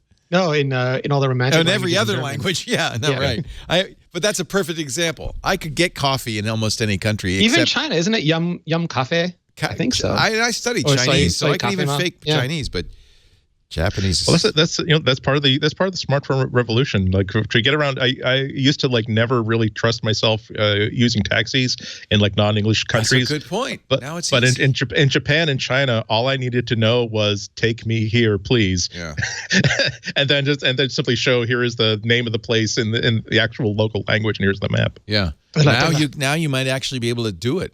Okay. Yeah. Say it into your phone. Hold the phone up. I will not. I would not have the guts to try that with a French waiter though in France. No. Give him another reason to hate you and spit in your wine. I might be too embarrassed to use it anywhere. You are attempting to speak French, you animal. I buried the lead. The biggest story of the week. Google's going to buy Apple. Yeah. For a mere $9 billion, which would be a really good deal. They should have bought two of them at that price. This was somehow an accidental post on the Dow Jones Newswire. I think somebody was messing around. In a surprise move to everyone who is alive, Google said it's going to buy Apple for $9 billion. Google chief executive Larry Page had secret talks with the now-deceased Steve Jobs in 2010 to firm up the deal. The deal was announced when Jobs' will was read in Cupertino. The deal, which is expected to close tomorrow, gives each Google shareholder 9 shares of Apple stock worth, what is that, $1,350. Obviously, Google will move into Apple's fancy headquarters. Google employees said, yay. That's the best part right there. Well, that makes sense because there are 2 O's in Google. There are no O's in Apple. So they could just keep adding on as they keep going. Yeah, accidental news, Leo. Accidental news. That's a whole. Remember the good old days when, like, that in the press room they need to test out equipment, so they would of course write stories that of course are never going to be printed 8 million times. But now the same person on the same motivation, the same authority hits the one wrong button, and suddenly, oh, look what's happening. Journalistic to the malfeasance. You know, the funniest thing, and actually, in a way, catastrophe averted. Programmatic trading doesn't know from crazy, and in fact, Apple's stock price briefly went up due to programmatic trading. But imagine if they'd really glommed onto this. Anyway, it was just a test. Or is this like those things when like Amazon incorrectly keys in the price of like a $3,000 pair of headphones to 30 cents, and they sell 30, but they have to honor the price? Does Apple have to honor this $9 billion price if Google wants to actually take off? Well, Google has to give them $9 billion, but Apple doesn't have to sell anymore. Yeah. I think it's like. All right, let's. I think we. Anything else? Did I miss any other big stories? There's a lot of them. I don't need to talk about the Qualcomm Apple war. Yeah. It's actually a good piece though in Bloomberg. Over an $18 part, Apple and Qualcomm's billion-dollar war. I just like the graphic. In hindsight, that was Bruce Sewell's last interview as head counsel for Apple. Oh, that's right. He's moving on, isn't he? He's retiring. Yeah, he's retiring. Apple pays $2 billion a year to Qualcomm in patent fees, and it doesn't want to do that anymore, and it's withholding payments. So that one's going to go on for a while, I have a feeling. Although, given that Qualcomm's $2 billion in the hole every year, they might be somewhat incented to resolve this. And given that Apple still has, 21 letters left in their silicon alphabet. Yeah. And one of those could be M for modem. Yeah. Well, you got to think Apple's working hard on replacing Qualcomm. I mean, the W2 already does a lot more than W1 did, and this is only a year later. Yeah. That would be interesting. Maybe that would be in the next phone, huh? Apple would like to make I'll tell you 2 trends you're going to. One is getting rid of all holes. No more lightning jack, no more headphone jack, just a slab of glass. Everybody, Leo. Everybody. It'll all including be wireless. Users. Including users. Yeah. Right. No more belly buttons. And the other one will be getting rid of all non-Apple parts in the iPhone. Like it should all be Apple. Could they do that? There's got to be. Where it provides significant differentiation, they want to control the technology. But like Sony still makes the camera parts, right? Yeah, and it would take them. Look how long it's taken them to become a chip fab, and they are really, really good chip designers. Now imagine how long it's going to take to be camera designers. How long it's going to take them to be screen designers. And I don't think I don't think they have enough bandwidth to do all of that. I don't think they have the interest either. Even I think they'd even prefer to strong arm Intel into making modem chips that are very, very completely up to Apple's standards and Apple specifications rather than build their own, because just getting certification, just getting a modem chip that they know is going to work in every single market in which they are operating the iPhone, which includes Antarctica, I think that they're going to be judicious when they will do that when they can find a way to improve their product by taking control of their manufacturing. Other than that, they're not interested. They often tell manufacturers to make very specific things that they don't want. Like they are happy to engineer, but they don't want to make themselves. And when you look at things like the way the modem works or the way the screen is going to work, like Apple is using a Samsung panel for the iPhone 10, but they are doing things with that OLED screen that no one has ever done before, the same way they do things with LCD screens that other companies don't do, like True Tone, or some of the other stuff that they've done with the way that 3D Touch works and things like that. So they're very happy to take the commodity part from the commodity part maker and then provide the differentiation by how they actually implement the technology. You mentioned, Andy, we're seeing more and more iPhone 10s in the wild. Here's some images collated by 9 to 5 Mac. This one I like. This shows the vertical orientation of the lens on the back and a beautiful, fully mirrored surface. on the steel gray version of the iPhone. Everyone at Apple going, please don't let that be mine. Please don't let that be mine. Yeah, really. Do you think there's some way that they could? I guess not. There's no identifier. I would never risk it. I mean, I know people who deliberately don't want to carry them just in case someone snaps a photo of them out in the. Yeah, no, I know. And of course, for all we know, this is an Android phone modified to have the notch. Yeah, I think the real fireable offense is going to be if they let someone actually hold it, because Apple wasn't even terribly pleased that I let David Letterman use my iPad. Really? So, wow. Yeah, I was. Yeah, so. Wow. All right. Which is understandable, because I had like 2 weeks worth of experience using it at that point, and Letterman had 4 or 5 hours. So. Right. All right. Let's take a break. Picks of the week. Getting ready. Coming up in just a moment. Our show today brought to you by. It's another sponsor lottery. Boom, boom, boom. FreshBooks. Yay. We love FreshBooks. Used FreshBooks in 2004. That's how long they've been around to do my invoices. They saved me a lot. Not just a lot of time, but they actually help me get paid faster. That's one of the things you find when you start invoicing with FreshBooks. You get paid on average 11 days faster. The professional-looking invoices help, but I think the secret there is that button on there on the invoice that goes to your client that says "Pay Leo," and they press the button. And it's easy. It's easy. But one of the things that's really changed since I started using FreshBooks all those years ago, and by the way, 10 million people now use FreshBooks, so that's a big change. But the dashboard now is really a full accounting system. You don't have, now, I don't want to say that because you don't have to do anything extra. You're just sending out invoices, recording them paid, putting your expenses in, the things you do anyway with FreshBooks. But because they know your accounts receivable, your accounts paid, they know your expenses, they know your total profit, they know what's outstanding. You can get all the information you need. In fact, for the first time ever, for a lot of individuals and small businesses, you'll know whether you're making a profit at any given time. Sticky headers make it really easy in this new dashboard. You know how when you're looking at a spreadsheet and you scroll it up and you don't know now what columns you're looking at? They've got sticky headers, so the headers shrink and remain at the top so you know exactly what you're looking at. It really is elegant. They constantly improve the dashboard, which I really like. You could bill for time by client or by specific project. They actually have a timer built into the app or into the website, so you just start the timer. It keeps track of the time if you bill for time and hours and automatically puts it into the invoice. You could assign services to projects and designate different rates for every service. Time entries are sorted chronologically, so it's very easy for you to see, and they go right into the invoice. No extra typing on your part. It's really great, too, because if people are slow to pay, you'll know that. You'll know when they viewed your invoice. You'll know when they paid it. It can automatically send little reminders, getting increasingly vociferous if they don't pay. Employees can now log on to the FreshBooks mobile app for iOS, which makes it easy for them to take care of business wherever they are. Full description of every line item is now visible when you view an invoice on mobile, so the invoices are actually informational for you as well as your client. Of course, they've got great help, great support straight out of the FreshBooks office, but also in the app they have a new help widget, which makes it very easy. Forbes put FreshBooks in their Small Giants list for 2017. No wonder. There's that great support team. They're really nice people. FreshBooks. Stop laboring over your invoices and keeping track of your money, and learn more and do it more easily.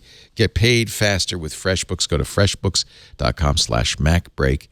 All you got to do is, for me, is when they ask, how did you hear about us? Just put MacBreak Weekly in that form. Freshbooks.com/MacBreak. We thank them so much for making my life a lot easier, going way back, and making your life easier going forward, and for supporting MacBreak Weekly. Andy Ihnatko, I love your pick of the week. Yeah, the game Cuphead came out last week. So good. It's an amazing game. It's not available for Mac yet. It isn't available for mobile yet. But it's been in development for years and years and years. There's been no game like this. It is a hand-drawn cartoon from 1932 from the Max Fleischer Studios, Disney Studios, again, 1931, 1932, as a game. And it's not like you might have seen this like slapped at before with the idea of, oh, you can see that this character, this 3D character, it looks a little bit like Betty Boop, and this one looks a little bit like Popeye. It's no, this is all hand-drawn animation and then processed to look like it is 35 millimeter, 16 millimeter film, complete with scratches. But then when the game is played, it looks like you're watching a cartoon. So really much fun. It's like a 6-minute short that ends with Popeye and Bluto fighting. Now imagine just that part of the cartoon, only that's the entire game. So I can't play the game. However, I found myself watching the entire playthrough video from a YouTube user called the Rad Brad. I can't imagine what it's like to play this game, but oh my God, it's so fun to watch this game being played because the animation is so amazing. So I'm recommending. So my pick is both these gameplay videos. Again, the one I was watching was from the Rad Brad. I like the way he does these videos because he's not, hey dudes, like, oh my God, I just totally died. He's just playing the game and like commenting to explain what's happening or he's reacting. It is very, very, very, very watchable. But the other reason why I'm recommending it is the soundtrack to this game is amazing. They put just as much work and creativity and beauty into the music going behind it, and I was so disappointed because I went to where you buy the game and you could only buy the soundtrack if as an add-on to the game. So I'm not going to spend $20 for the game and $10 for the soundtrack. But then I found out you could buy the soundtrack separately on Bandcamp. So if you go to studiomdhr.bandcamp.com, you can buy for at least $10, but I gave them extra money. It's a 3-hour soundtrack that I'm not joking. After I bought it, I was listening to it from start to finish. I listened to this 3-hour soundtrack from start to finish on Saturday while I was just puttering around the house, and really great like 30s jazz music. You can also use it for music that will, if you want to imagine you're in like a 1950s or 1960s detectives movie, and you are chasing someone through like the back streets of Lower Manhattan, the music works for that too. I can't stop playing Cuphead. Of course, you have to have an Xbox or Windows machine to play it, but it is really awesome. Gorgeous. When it comes to something I can play on a Mac or on an Android device, I hope they release it. You know, it's only $20. This was it's just incredible. I don't understand how people can actually play this game because I would be just sitting there watching the animation and dying. It's really hard. It's really, really hard. But it's a whole heck of a lot of fun. It's got a so entertaining and so good looking, and the music's so good you don't mind dying. I think that's kind of the point of it. It's just a lot of fun. Really a lot of fun. Gorgeous. I'll go back to Inkwell Isle and start playing them from the very beginning for you. It's just really, boy, it is great. I don't know how they do this for so little, frankly. Yeah, that just amazed me. I came so close to buying it just because I'm going to buy it at some point, sometime. I do own a Windows machine. I suppose I could play it. Yeah, and you know, this is you don't really need a very high-powered machine to play it, actually. Whoa. Yeah. Oh, see, that's pretty much the saga right there. So that's Cuphead. You've lost your soul to the devil in playing dice, and it'll give your soul back if you basically be a debt collector for other souls that got sold but not tuned in. So go all through the island.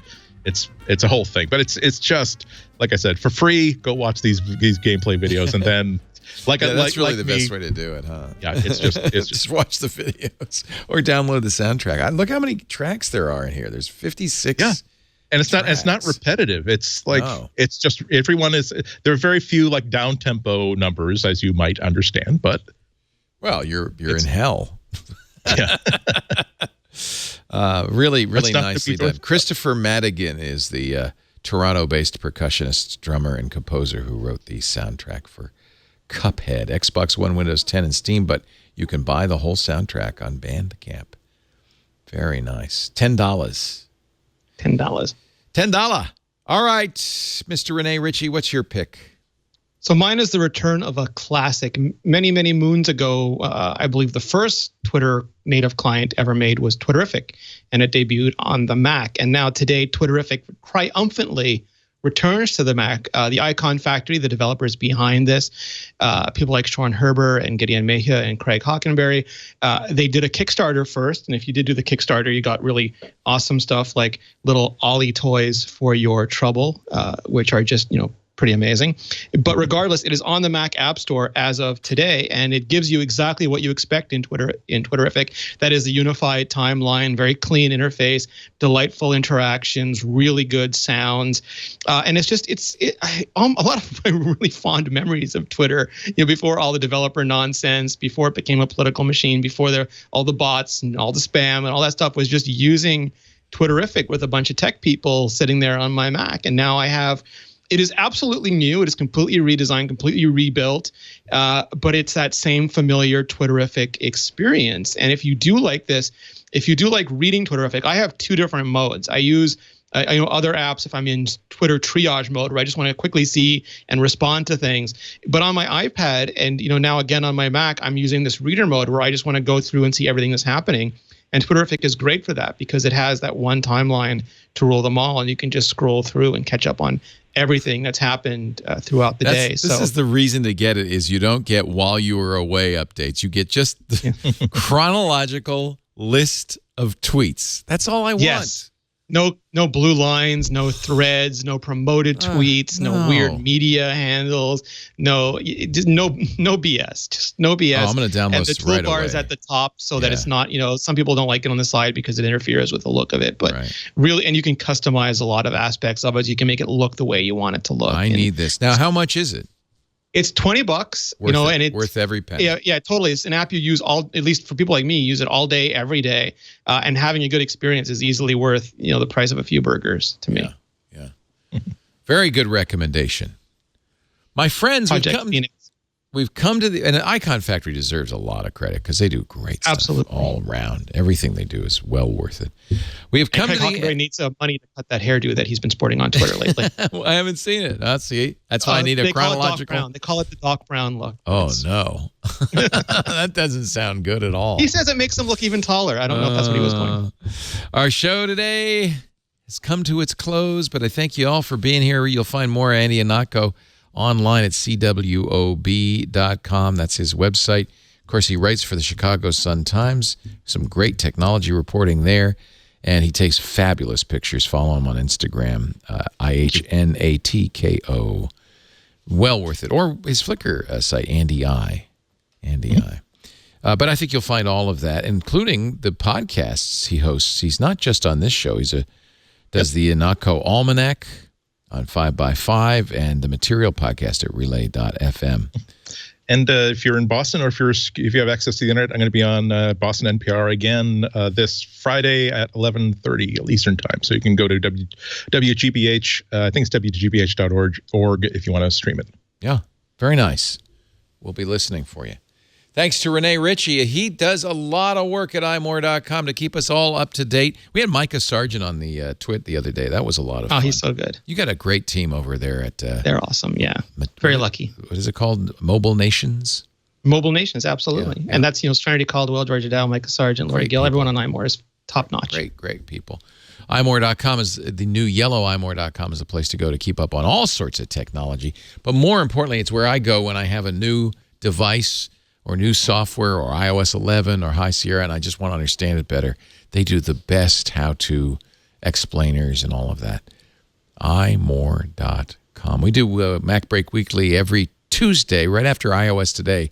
That's 11 a.m. Pacific, 2 p.m. Eastern Time, 1800 UTC. Please stop by. We will shift our time a little bit when our clocks fall back in about, 2 or 3 weeks. We'll let you know ahead of time. It's very confusing. Yeah, too soon. But for now, 1700 UTC. You can join us online at irc.twit.tv during the live show and comment away in the background. We love that if you do that. You can also watch live twit.tv/live or listen live on your Echo. Just say Echo. Listen to Twit Live on TuneIn. You can hear the latest Mac Break Weekly anytime. Echo. Listen to Mac Break Weekly on TuneIn. or subscribe. That's the best way to do it. Find your favorite podcast application like Overcast or Stitcher or Pocket Casts and subscribe. And that way you're going to get it every week, the minute it's available. Thanks for listening. Thanks for watching, and we'll see you next time. Now it's time to get back to work, because now it... How many times have I said this? 600 sometimes. Now it's time to get back to work, because break time is over.